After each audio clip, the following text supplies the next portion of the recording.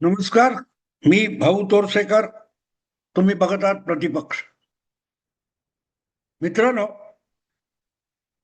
एखाद्या गजबजलेल्या आणि वर्दळीच्या रस्त्यावर प्रचंड वाहतूक चालू आहे आणि अशा वेळेला रस्त्याच्या मधोमध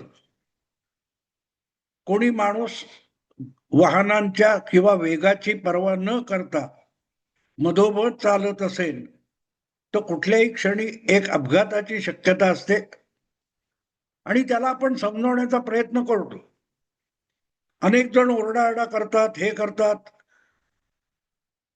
पण तो ऐकतोच असं नाही आणि अपघात होतो. थोडक्यात सांगायचा मुद्दा असा, की रस्त्याच्या मधोमध चालण्याचा जो धोका आहे, तो इतर लोक दाखवू शकतात. कदाचित एखादा धाडस करून त्याला बाजूला ढकलण्यासाठी त्या गर्दीतही पुढे सरसावू शकतो, पण तो दरवेळेला सरसावेल असा नाही.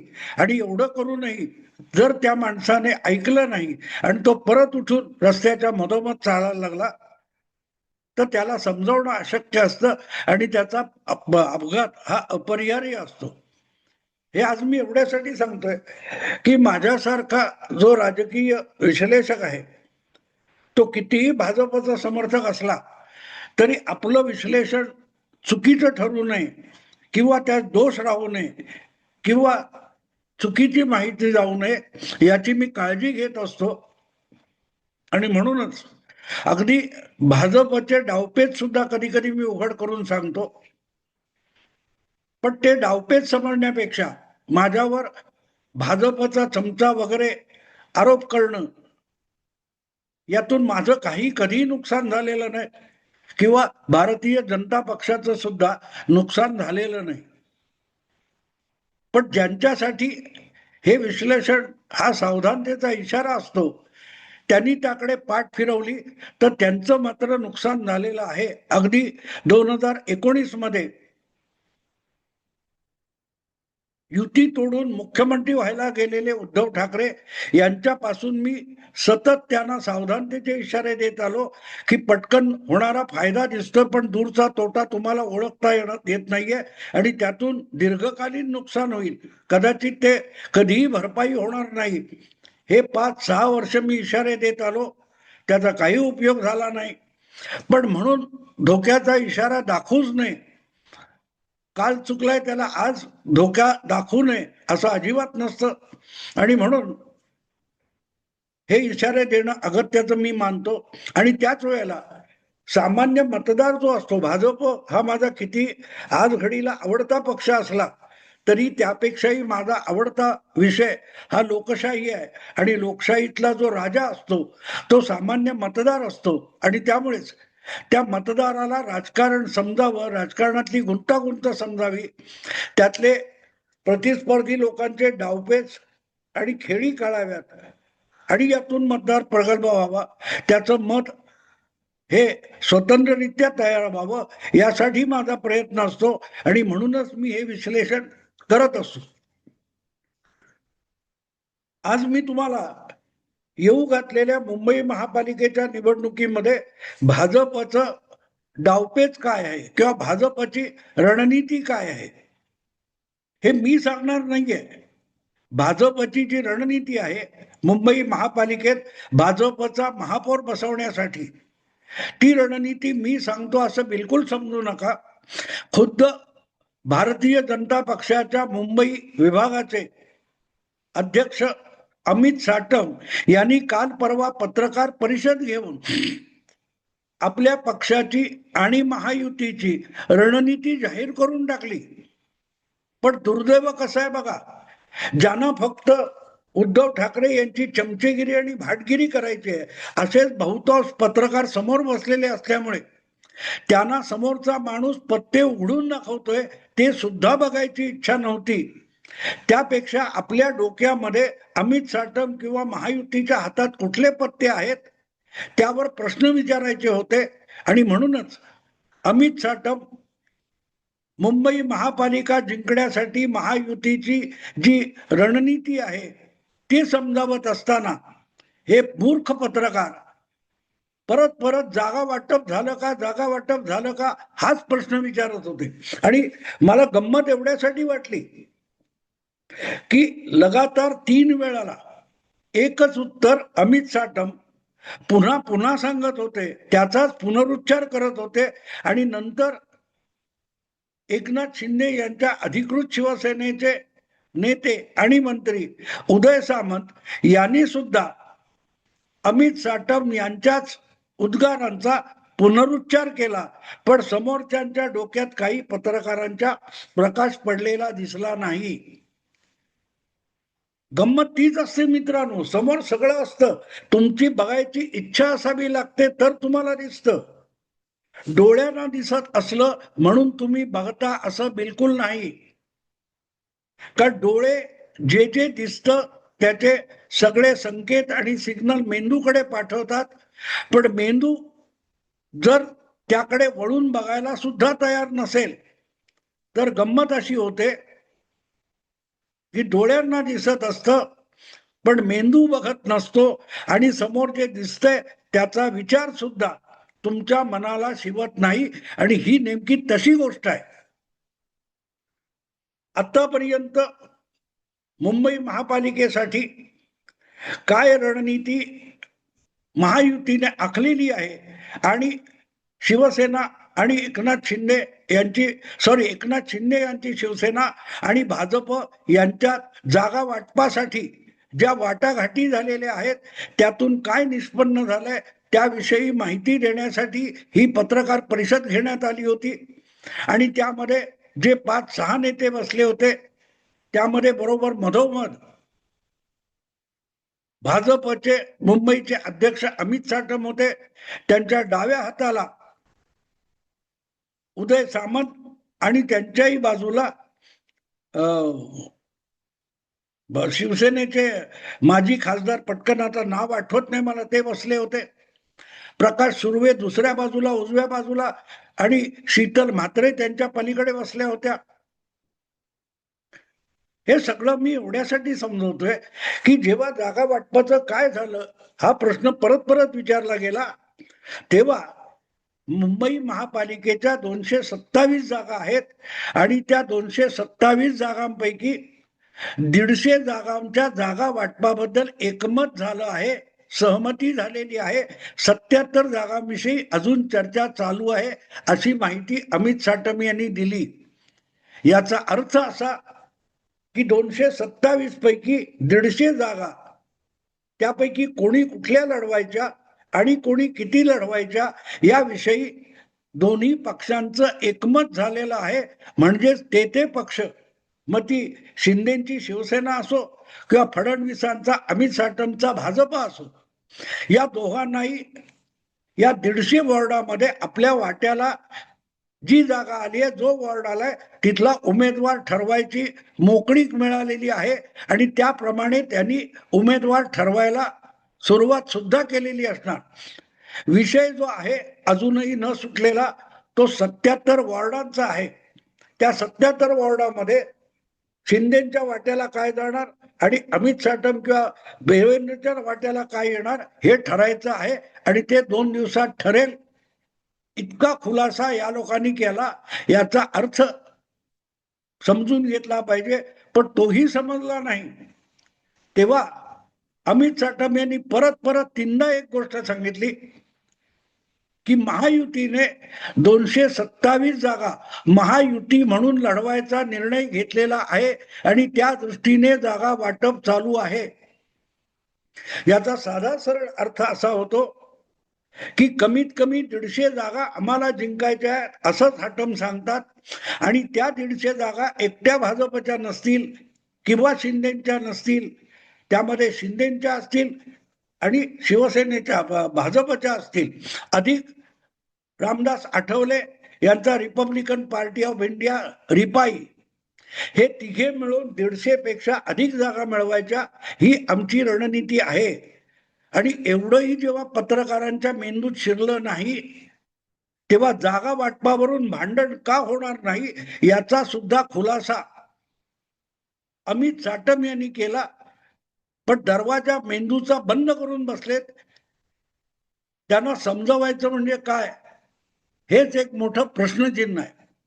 अमित साटम यांनी पुढे जाऊन एवढंही सांगितलं की जागा वाटपावरून भांडणं होण्याची शक्यता नाहीये, कारण जागा कोणालाही जाईल, पण ती जिंकण्याच्या दृष्टीने जाईल आणि कदाचित भाजपचा उमेदवार हा धनुष्य बाण घेऊन लढेल किंवा शिंदेचा उमेदवार, शिवसेनेचा उमेदवार हा कमळ निशाणी घेऊन लढेल. गेल्या विधानसभेला सुद्धा आम्ही 8-10 ठिकाणी कुठे भाजपचा उमेदवार हा धनुष्य बाणावर लढला, तर कुठे शिवसेनेचा उमेदवार कमळ निशाणीवर लढला, इतका खुलासा केला. म्हणजे गेल्या वेळेला विधानसभेला आम्ही काय रणनीती राबवली होती आणि जागा वाटपाच्या खडकावर युतीचं तारू का फुटलं नाही याचा संपूर्ण खुलासा एकदा नव्हे, दोनदा नव्हे, तीनदा अमित साटम यांनी केला. तो जागा वाटपाचा खुलासा नव्हता, तो 150 जागांवर वाद नाहीत एवढ्या पुरता मर्यादित नव्हता. जागा कुठल्याही पक्षाला कितीही मिळतील, पण 227 पैकी 150 जागा हमखास जिंकायच्या आणि 200 जागा कमीत कमी अटीतटीने लढवायच्या, ही आमची रणनीती आहे. कारण 150 जागा जिंकायच्या असतील तर अटीतटीची आणि हदगाईची लढाई पूर्ण ताकदीने लढता येईल. यासाठी 200 जागी तरी भरभक्कम उमेदवार उभे करायचे, ही आमची रणनीती आहे, हेच साटम सांगत होते. उदय सामंत यांनी त्याचीच री ओढली. पण समोर बसलेल्यांना युतीमध्ये दुफडी आहे, युतीमध्ये धुसफूस आहे, ही ब्रेकिंग न्यूज हवी होती आणि म्हणून त्यांना आकडा पाहिजे होता आणि तो आकडा दिला. तर समजा 150 मध्ये 90 जागा भाजप आणि 60 जागा एकनाथ शिंदे किंवा 80 जागा यांना, 70 जागा त्यांना, म्हणजे मग एकनाथ शिंदे हा धाकटा भाऊ झाला का, अशा ब्रेकिंग न्यूज लावून युतीमधली भांडणं वाढवायची, यासाठीची ब्रेकिंग न्यूज ज्यांना पाहिजे होती त्यांचं समाधान होणं शक्य नव्हतं. त्यांना बातमी नकोच होती, त्यांना ब्रेकिंग न्यूज हवी होती. आणि ब्रेकिंग न्यूज याचा अर्थ युतीमध्ये जागा वाटपावरून धुसफूस, भांडण वगैरे वगैरे, किंवा यांना डिवचले त्यांना डिवचले, असं काहीतरी पाहिजे होतं आणि ते देत नव्हते. पण त्यापेक्षाही मोठी बातमी की आम्हाला 150 जागा जिंकायच्या आहेत आणि त्यामुळे जागा वाटपावरून कुठलंही भांडण होऊ दिलं जाणार नाही. पाहिजे ती जागा पाहिजे त्या पक्षाला दिलं जाईल आणि त्यांना उमेदवार सुद्धा या पक्षाचा त्या पक्षाकडून लढवला जाईल. इथपर्यंत जेव्हा अमित साटम खुलासा करतात आणि उदय सामंत त्याला दुजोरा देतात, तेव्हा युतीची तयारी निवडणुका जिंकण्यासाठी आहे, महापालिका जिंकण्यासाठी आहे आणि महापालिका जिंकली म्हणजेच भाजपला किंवा युतीला हवा तो महापौर आणण्याची तयारी पूर्णपणे झालेली आहे, असंच अमित साटम सांगत होते आणि उदय सामंत त्यांना दुजोरा देत होते. त्या पलीकडे जाऊन परत परत प्रत्येक खुलासा करताना अमित साटम आणखी एक गोष्ट सांगत होते की 30 वर्ष मुंबई महापालिकेमध्ये जी एका परिवाराची मालमत्ता होऊन बसली, त्या परिवाराच्या इच्छेनुसार मुंबईला पळवलं, राबवलं, लुटलं गेलं, त्यातून मुंबईला मुक्त करायची आहे. म्हणजे ठाकरे ब्रँडचा कुठलाही उमेदवार महापौर म्हणून मुंबईत येता कामा नये, ही आमची रणनीती आहे आणि त्यासाठी थोडं जास्त देऊ, थोडं कमी घेऊ, इथपर्यंत आमची मानसिकता तयार झालेली आहे, हेच उदय सामंत आणि अमित साटम स्पष्ट शब्दात सांगत होते. पण हे स्पष्ट शब्द बोलले गेले नाहीत, पण त्या आशयाची वाक्य बोलली गेली तर ती पत्रकारांनाच कळलेली नसेल, तर ते पत्रकार या विषयीची बातमी देणार काय आणि त्यांना समजणार काय आणि ती बातमी निकालाच्या दिवशी खरी कशी ठरेल, याचा तुम्ही प्रत्येकाने आपापला विचार करा. ज्या वेळेला ते सांगतात की 150 जागांचा वाद संपलेला आहे, सहमती झालेली आहे, फक्त उरलेल्या फक्त 77 जागांविषयी चर्चा चालू आहे. 2 दिवसात ते संपेल. याचा अर्थ सरळ असा होतो की शिंदे आणि फडणवीस किंवा अमित साटम यांची जी महायुती आहे, निवडणुकीच्या मुंबई महापालिका निवडणुकीच्या रिंगणात उतरणारी, त्यामध्ये एकमेकाशी भांडायचं नाही. आपल्याला एकत्रितपणे उबाठा शिवसेनेचा आणि उबाठा शिवसेनेच्या नेतृत्वाखाली असलेल्या महाविकास आघाडीचा पराभव करायचा आहे. मग त्यात राज ठाकरे समाविष्ट होवोत की न होवोत यावर सहमती झालेली आहे. त्यामुळे जागा कमी अधिक हा वादाचा विषय नाही. हेच साटम आणि उदय सामंत सांगत होते. पण ऐकायला कोण तयार होतं? तुमच्या समोर पत्ते उघडून ठेव, समोरचा खेळाडू तुमच्या समोर पत्ते उघडून ठेवतोय की जा हे उद्धव ठाकरेंना सांगा, जा हे आदित्य ठाकरेंना सांगा. पण तुम्हाला उद्धव ठाकरे यांचं कौतुक करताना उद्धव ठाकरेंना उपयुक्त ठरणारी ही माहिती एवढ्यासाठी ती उपयुक्त आहे की बघा, त्यांचं 150 जागी सहमती झालेली आहे. उमेदवार ठरण्याची प्रक्रिया पण सुरू झाली आहे. कदाचित 150 मधले 75, 70, 100 उमेदवार निश्चित सुद्धा झालेली असतील दोन्ही पक्षांचे, ज्याची बाहेर कुठेही सुगावा लागू देण्यात आलेला नाही. तुम्ही काय करताय? तुम्ही अजून जागावरून भांडत बसलाय दोघे भाऊ, आणि अजूनही काँग्रेस बरोबर घ्यायचं की नाही याविषयी तुमच्याच मनात संभ्रम आहे.